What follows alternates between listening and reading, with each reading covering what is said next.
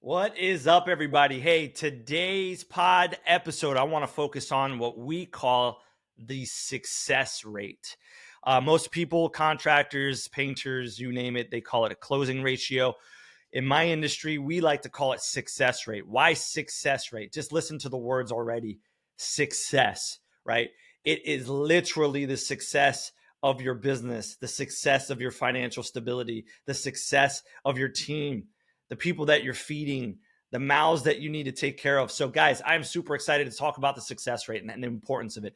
So, if you feel that you are below 50% and you're actually tracking that, whether you're using DripJobs, shout out to Tanner, whether you're using any other CRMs, please pay attention to your success rate. It is the name of the game. Okay, so how I want to start with this, by the way, guys, follow us on Paint Your Path Instagram, right? Follow us on Paint Your Path YouTube.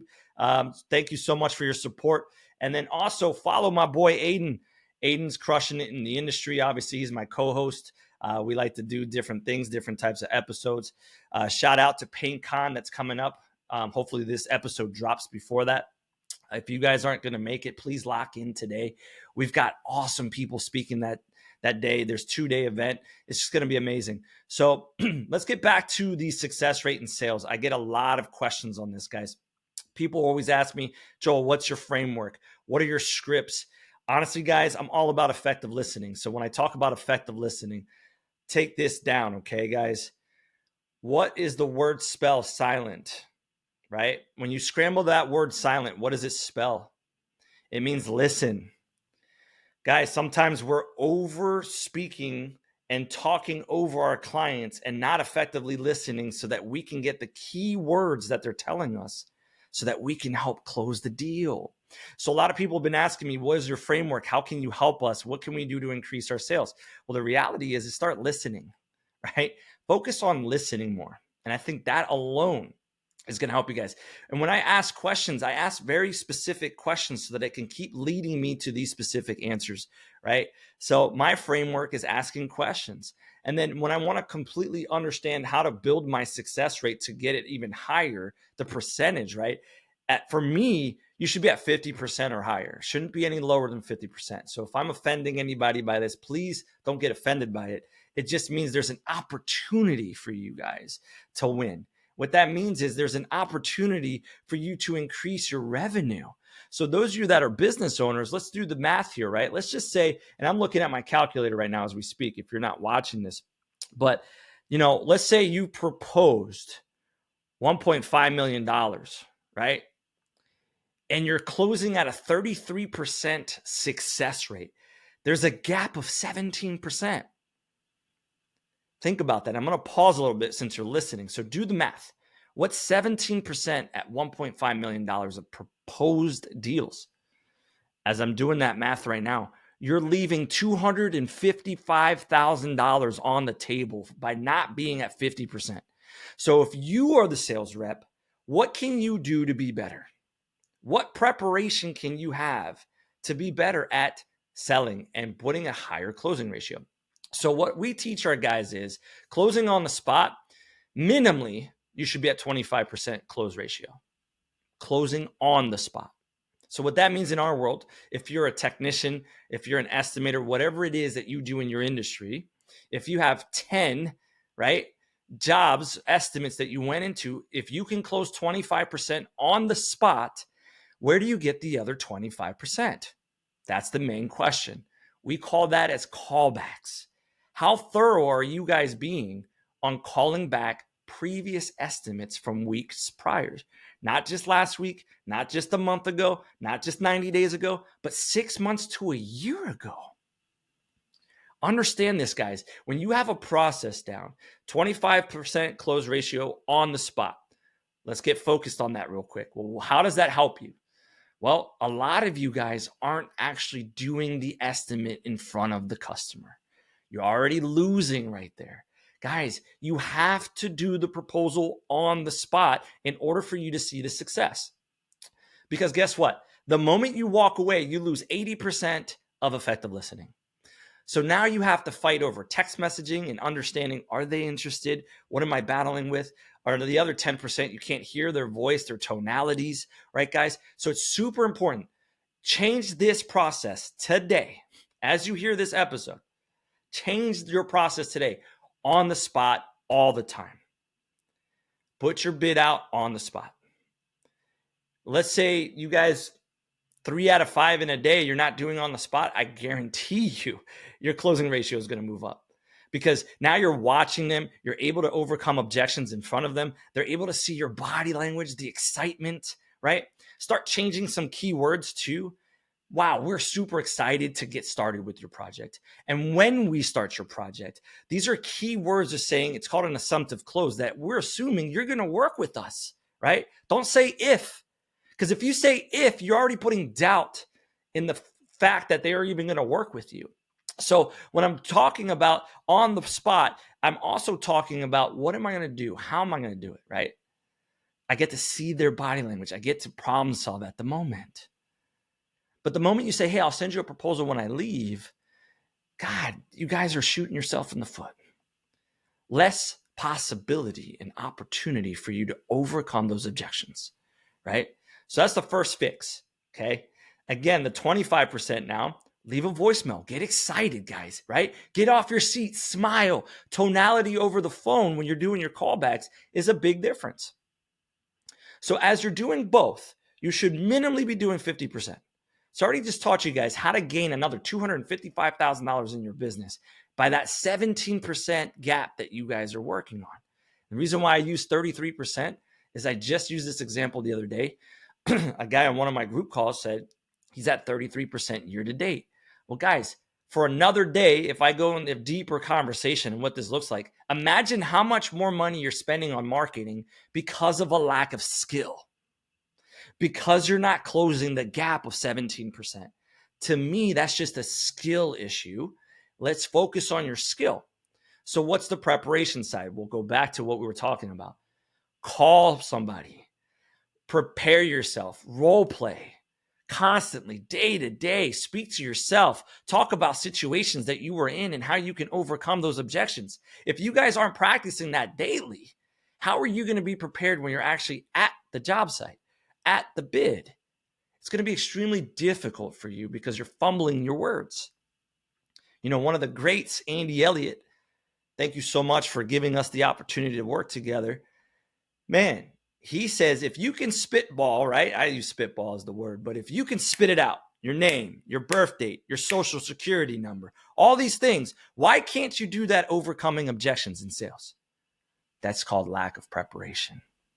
Guys, understand something. Be with your team. Work with your team. Call your team. Let's talk about what your day is going to look like. What does this look like? Okay, let's just do role playing. Go over cabinet jobs with me. Perfect. Boom.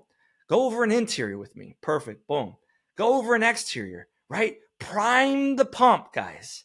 We call it priming in the mental world, in my mental mindset stage, right? When we talk about priming the pump is getting them started, getting them warmed up, right? Because if you warm them up before they start the day, now they're getting rid of the fumble, right? No different than a sport analogy. What do you do when you fumble? You pick up the ball and you keep on running. You don't just fumble and stop. Why is that different in any other industry where you're at? If you fumble your words, continue moving forward, right? Redirect and keep going. So when you guys are role playing, don't stop yourself. Go through the fumble so that you get better of your speech. When you get better of actually having these frameworks, speaking over and over and over again. If you're not practicing that, you're already hurting yourself. You're setting yourself up for failure. So let's go back to that success rate, guys. How are you tracking your sales? Do you have a spreadsheet? Is it talking about what your cum is throughout the year? What that means in my world is how well are you doing year to date? And then how well are you doing on a weekly basis? So we track your weekly and we track how you're doing year to date. If you don't track that right now, get off this call, right? Put this podcast on pause and go put a process in immediately. You need to know the data. You cannot fix behaviors if you don't have the data in front of you. You cannot give yourself a self-reflection or self-correction if you don't have the data. If you do have the data and you're not looking at it, then don't fear the data. the data will be your best friend. Okay, guys? So this is what I talk about on success rate. A lot of people are so focused on how many leads do I have coming in. They're so focused on how many estimates am I doing per day, but they forget about the importance of the success rate. Here's the cool part, guys. Here's the secret everybody wants to know. Write this down. It's all about the success rate. Now, granted, yes, if you have a lead gen issue, that's a different story. But here's the thing. Imagine what you can do if you're closing at 50% or higher. What if you didn't need as many leads as you're trying to fulfill? All because you got better at skill. All because you keep training. No different than your muscles. Should you be training your brain? Should you be training your framework of your sales? Right, guys? Also write this down. People buy from people they trust. Right? You might have an awesome framework, but if you sound like a sales guy, you sound like a sales guy still at the end of the day. So build rapport, right? What connection can you build with them? It's very important, guys. These are helpful tips to grow your success rate. Okay? So your minimum goal should be 50%. If that's not your minimum, you need to start changing that now. You need to make that decision today. You need to call your sales rep. If you have 2, 3, 4, 5 sales reps, get an emergency meeting and say, listen, I have a thing that I want to teach you guys today. I took this from Paint Your Path Pod, and this is what it is. 50% is the new standard, which means your minimum goal. Just so you guys know too, in my organizations, we're big about 60, 70%. I'm just telling you the bare minimum should be 50, right? There's guys I know doing 60, 70, 80%. Man, look at those numbers, what they're doing. They're crushers. But what do? They live, breathe, and eat preparation, right? They're constantly being prepared. They're constantly working with their teams. They're constantly growing. They're constantly coaching. This isn't something they just do once in a while. They do it daily, multiple times a day. You guys have to step in that space to become this better version of self. So, guys, if this was something that you were excited about, you want to learn more, leave us comments, okay? Leave us comments where you can actually focus on, hey, I want to learn more about the success rate Joel was talking about. So Aiden and I can do some maybe role playing with you guys, maybe get you on an episode so you can hear how we would overcome objections, right? So I hope that was helpful. I wanted to make this one really quick. The most important change in your sales is understanding your success rate. If you guys can focus on that success rate, I promise you your business is going to change very quickly, right? So now the next step is there's so many people out there that have awesome scripts to teach you the framework. Go find them, right? And learn them and then make them your own personality. Start learning how to build a rapport within that framework. And you should be able to, no matter where we throw you, you should be able to say whatever you need to say, redirecting, answering questions, overcoming objections, and understanding those things. So the last thing I want you to focus on this before I let you guys go is focus on this. Write 3 objections that you have problems with overcoming, okay? I want you guys to DM us so we can cover this another episode. 3 objections that you guys keep dealing with so we can address them, show you through role playing what that looks like, what it sounds like, so you guys can take some nuggets from there. And the last thing I want you to do for your organization is record yourselves. There's nothing better than hearing how you sound so that you can correct it, right? So the only way we can help you is if we can hear and see what you're doing. If you don't record yourself, you're running away from something that's so important to correct. So I hope that was extremely helpful for you guys. I wanted to make this really quick and easy, but understand the success rate is the success to your sales. I hope you guys have an amazing week.